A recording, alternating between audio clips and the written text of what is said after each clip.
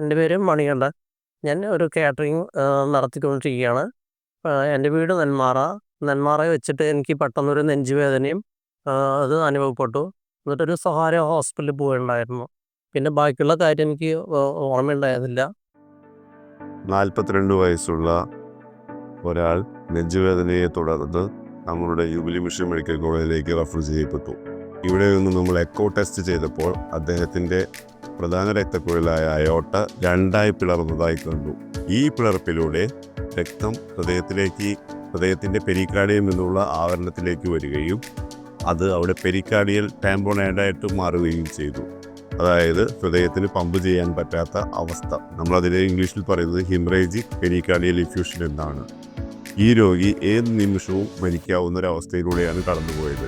ഈ രോഗിയെ ഉടനെ തന്നെ അയോട്ടോഗ്രാമിന് വിധേയമാക്കുകയും അതിനുശേഷം നമ്മൾ ഓപ്പറേഷൻ തിയേറ്ററിലേക്ക് ഷിഫ്റ്റ് ചെയ്യുകയും ചെയ്തു. നെന്മാറയിലെ സ്വകാര്യ ആശുപത്രിയിൽ പോയപ്പോൾ നെഞ്ചുവേദന കൂടി ബുദ്ധിമുട്ടായി. അപ്പോൾ തന്നെ പറഞ്ഞു വേറെ ഹോസ്പിറ്റലിലേക്ക് കൊണ്ടുപോകണമെന്ന് പറഞ്ഞു. 80% ക്രിട്ടിക്കൽ സ്റ്റേജ് ആണെന്നാണ് അവർ അവിടുത്തെ കാർഡിയോളജിസ്റ്റ് പറഞ്ഞത്. അപ്പോൾ തന്നെ ഞങ്ങൾ ജൂബിലി മിഷനിലേക്ക് കൊണ്ടുവന്നു. ജൂബിലി മിഷനിലെ ഡോക്ടർമാർ പറഞ്ഞത് 50% നമുക്ക് ആളെ കിട്ടും എന്നാണ് പറഞ്ഞത്. സർജറി ചെയ്യാം. സർജറി ക്രിട്ടിക്കലാണ്, വളരെ ബുദ്ധിമുട്ടാണെന്നാണ് എല്ലാവരും പറഞ്ഞത്. ഡോക്ടേഴ്സ് എല്ലാം ടേബിൾ ഡെത്ത് വരെ സംഭവിക്കുമെന്ന് പറഞ്ഞിട്ടുണ്ടായിരുന്നു. എന്നിട്ട് ആ ഒരു സ്റ്റേജിൽ തന്നെ അവർ സർജറി ചെയ്തു. സർജറി ചെയ്തത് ജോൺ സാറായിരുന്നു. സർജറി സക്സസ് ആയി. ഇപ്പോൾ ഒരു 20 ദിവസം ആവാറായി.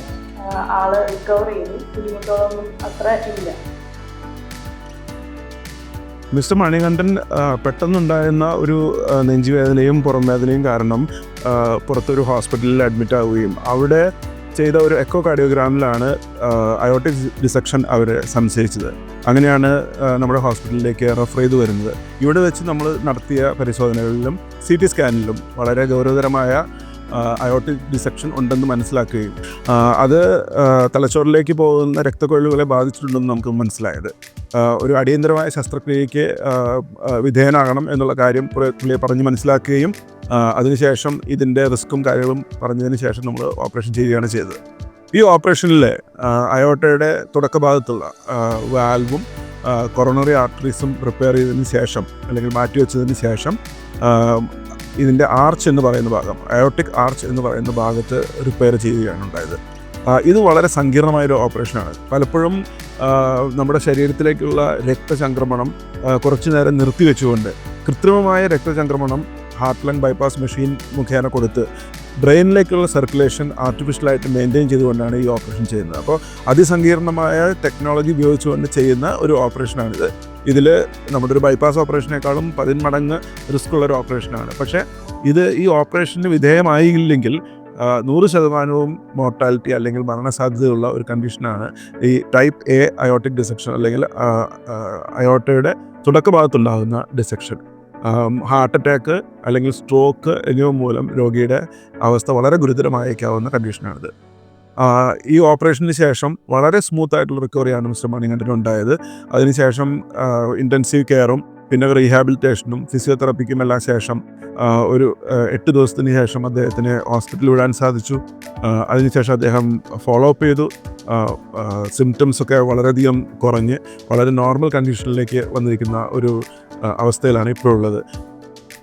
പ്രിയമുള്ളവരെ, jubilee mission medical college and research ഇൻസ്റ്റിറ്റ്യൂട്ടിൽ നിന്ന് എല്ലാവർക്കും ആശംസകൾ. നമ്മുടെ ജൂബിലിയിലെ 43 ഡിപ്പാർട്ട്മെൻറ്റുകളുണ്ട്. അതിലെ one of the strongest departments നമ്മുടെ സർജിക്കൽ കാർഡിയോളജി ഡിപ്പാർട്ട്മെൻറ്റുകളാണ്. കാർഡിയോളജിക്കൽ ആൻഡ് സർജിക്കൽ കാർഡിയോളജി ഡിപ്പാർട്ട്മെൻറ്റുകൾ ചെയ്യുന്ന സേവനങ്ങൾ വളരെ ഉദാത്തമാണ്. കേരളത്തിലെ കാർഡിയോളജിക്കൽ സെൻറ്ററുകളിലെ മുന്നിൽ നിൽക്കുന്ന ഒരു സെൻറ്ററാണ് നമ്മുടെ ജൂബിലി. അവർക്ക് പ്രത്യേകമായിട്ട് നന്ദിയും അഭിനന്ദനങ്ങളും ഞാൻ ആശംസിക്കുന്നു. വളരെ റയറായിട്ടുള്ള ഈവൻ കോംപ്ലിക്കേറ്റഡ് ആയിട്ടുള്ള പ്രൊസീജിയേഴ്സ് നമ്മുടെ ഡോക്ടേഴ്സ് ഇവിടെ ചെയ്യുന്നുണ്ട് ജൂബിലിയിൽ. ഉദാഹരണം പറഞ്ഞാൽ അയോർട്ടിക് റപ്ചർ അല്ലെങ്കിൽ ഡിസെക്ഷൻ എന്നൊക്കെ പറയാം. വളരെ കോംപ്ലിക്കേറ്റഡ് ആയ സിറ്റുവേഷൻ, വളരെ സീരിയസ്. അതിൽ 40-40% ആശുപത്രിയിലേക്ക് പോലും എത്താൻ അല്ലെങ്കിൽ ഉടനടി മരണം വരുന്ന സിറ്റുവേഷനാണ് അയോട്ടിക് റപ്ചർ എന്നൊക്കെ പറയുമ്പോൾ. അങ്ങനെയുള്ള കേസുകളും വളരെയധികം ജൂബിലിയിൽ ചെയ്തിട്ടുണ്ട്. ഈ അയോട്ടിക് റപ്ചർ എന്നൊക്കെ പറയുമ്പോൾ അതിൽ 50% ചാൻസ് ഉള്ളൂ എന്ന് പറയാറുണ്ട്. ജൂബിലിയിൽ ചെയ്ത ഭൂരിഭാഗം കേസുകളും നമ്മുടെ വിദഗ്ധരായ ഡോക്ടർമാരെ വിജയകരമായിട്ട് കൈകാര്യം ചെയ്തിട്ടുണ്ട്. അതുപോലെയാണ് ചിലപ്പോഴൊക്കെ റേറ്റുകളെ കുറിച്ചൊക്കെ ചർച്ചകൾ നടക്കാറുണ്ട്. One of the lowest fares in Kerala may be in jubilee mission. ഇത്തരണത്തിലെ ഈ ഹാർട്ടിൻ്റെ നമ്മൾ സെപ്റ്റംബർ 29 ആചരിക്കുമ്പോൾ നമ്മുടെ ജൂബിലിയിലെ സേവനിച്ചിരുന്ന എല്ലാ ഡോക്ടർമാരെയും അവരുടെ സപ്പോർട്ടിംഗ് സ്റ്റാഫിനെയും നമുക്ക് അഭിനന്ദിക്കാം, നന്ദി പറയാം. നമുക്കും നമ്മുടെ ഹൃദയത്തെ പറ്റി വിചാരമുള്ളവരായിരിക്കാം, കരുതൽ ഉള്ളവരായിരിക്കാം.